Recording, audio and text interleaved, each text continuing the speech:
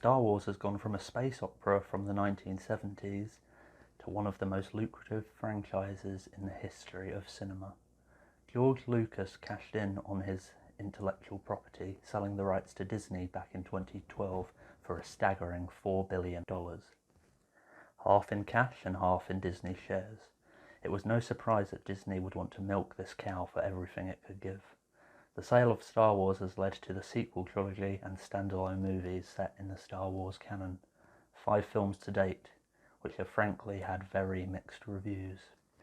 Even former CEO of Disney, Bob Iger, has stated that they made a huge mistake with Star Wars, stating that they had rushed getting the films out. Whilst the films are still generating billions at the box office, not to mention the merchandise, there appears to be a huge amount of fatigue with the Star Wars franchise. The cast of the sequel trilogy have all stated that they are no longer interested in reprising their roles in the future. These films have appeared to be very draining on most people involved, and as of now there is no strong indication of where the next Star Wars film is going. One problem the Star Wars franchise has had with the sequel trilogy and standalone movies is a huge conflict with the directors. The number of directors they have gone through with the amount of films made is rather high. J.J. Abrams was a qualified choice to helm the sequel trilogy, coming off Mission Impossible 3, Super 8 and 2 Star Trek movies, and credits in television including Lost and Alias. He was a bold but comfortable choice to kickstart the new film series, and for the most part he did a good job. Star Wars The Force Awakens has gone to gross over $2 billion and was praised by fans at the time. I loved the film, and so did many others, but there was a criticism, especially after the hype died down of the film. Many fans just thought it was a carbon copy of A New Hope, and I agree. Despite this criticism, I think the film is generally seen as a good movie and liked enough by the fans. After this, it appeared that J.J. Abrams was stepping away from Star Wars. There doesn't appear to be any conflict between him and the studio at this time. It just appeared that he didn't want to work back to back on a trilogy, which is fair enough on his part. Abrams would stay on The Last Jedi as an executive producer. However, executive producers really do nothing but collect a check after the film. His story with Star Wars doesn't end here though. We'll come back to him a bit later. For the first standalone Star Wars movie, we got Rogue One, helmed by Gareth Edwards. His background was in special effects and he had directed 2 notable movies before he took on Star Wars, 2010's Monsters and 2014's Godzilla. Edwards may not have had a huge amount of experience to take on such a large movie, but Lucasfilm and Disney would surely guide him. It almost felt like he was used as a jobbing director, simply hired to bring someone else's vision to the screen, rather than use his own creativity. Well, it seems it didn't go well. It appears that the studio was not happy with Rogue One. They brought in Tony Gilroy, prolific screenwriter and director of the Oscar-winning movie Michael Clayton. Reportedly, Edwards took a step back and wasn't involved at all in the rewrites or reshoots of the movie. Gilroy allegedly got paid $5 million to rewrite the movie and direct the reshoots. Gilroy has even stated that the film was in a terrible shape when he got involved. So rather than let their hired director conduct reshoots, which isn't uncommon in Hollywood films, they hired someone else. Despite this, Edwards had a sole credit of the film's director and took part in the promotional tour for the movie. He didn't appear to have animosity with the studio, but there may have been a non-disclosure agreement involved. It is worth pointing out that Edwards has not directed since Rogue One and is not involved in any way with the Cassian Andor Disney Plus show, though Tony Gilroy is. Could Star Wars have harmed Edwards' career? Possibly, though there's nothing concrete. This appeared to be the first sign Disney had a problem with their directors, but it gets worse. Rather than having J.J. Abrams helm the whole trilogy, Rian Johnson was brought on board to direct the second movie in the series. Abrams had written a treatment for the entire trilogy, however Johnson threw that all out.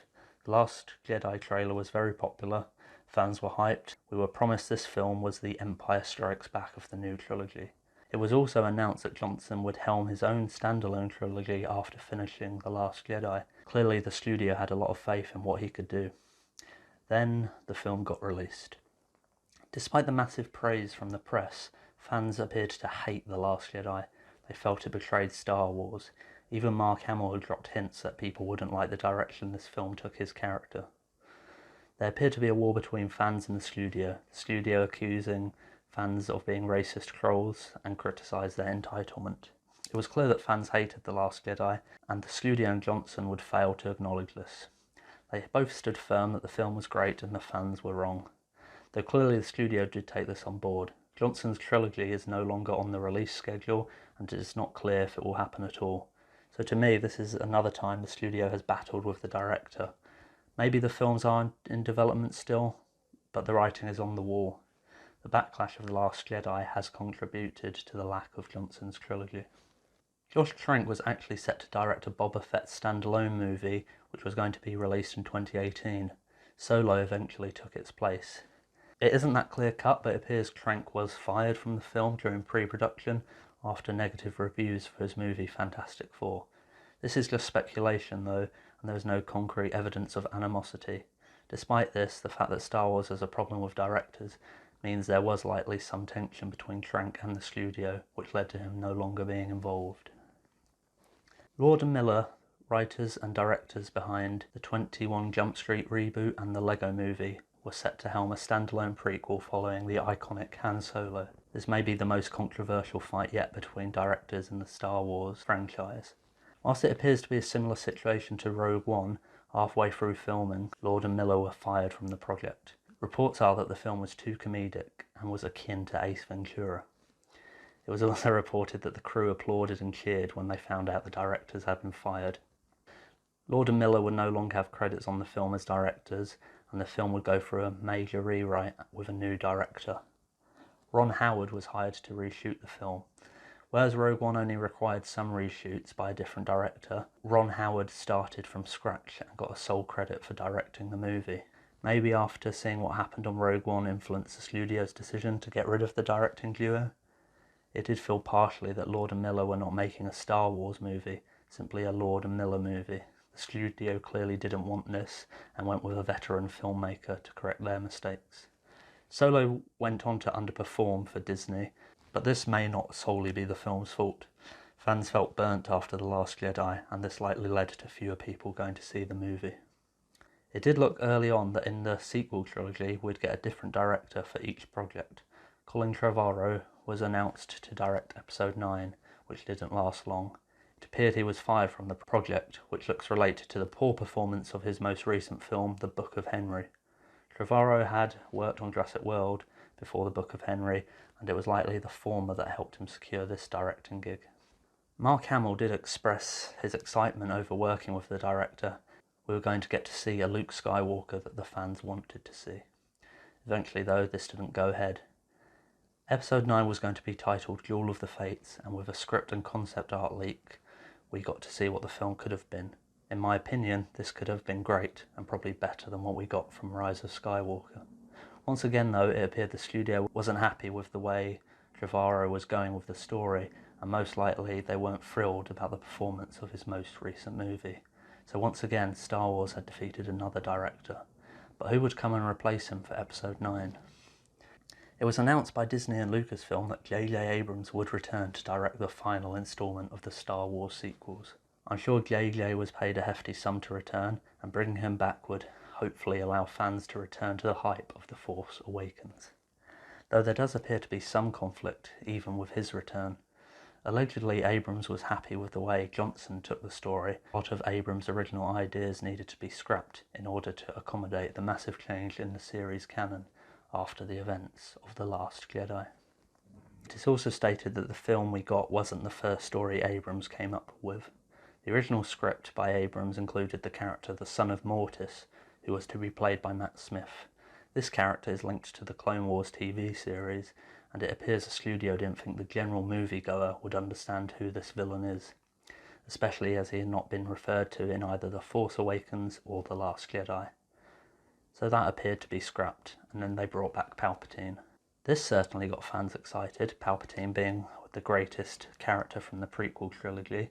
So eventually we got the final product, and whilst it's somewhat more liked than The Last Jedi, fans of Star Wars have generally been let down by the films since Disney took over the franchise.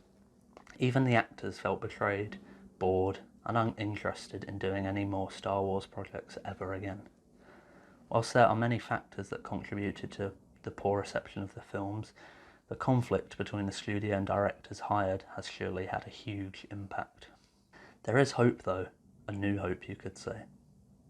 The Mandalorian has debuted on Disney Plus from showrunner Jon Favreau and several other directors including Deborah Chow and Taika Waititi. The show has set a new precedent for what the future of Star Wars could look like. The use of new LED technology as well as using practical effects, e.g. Baby Yoda, has allowed fans to see a return to what's made Star Wars special. This appears to be a push from the directors behind the projects.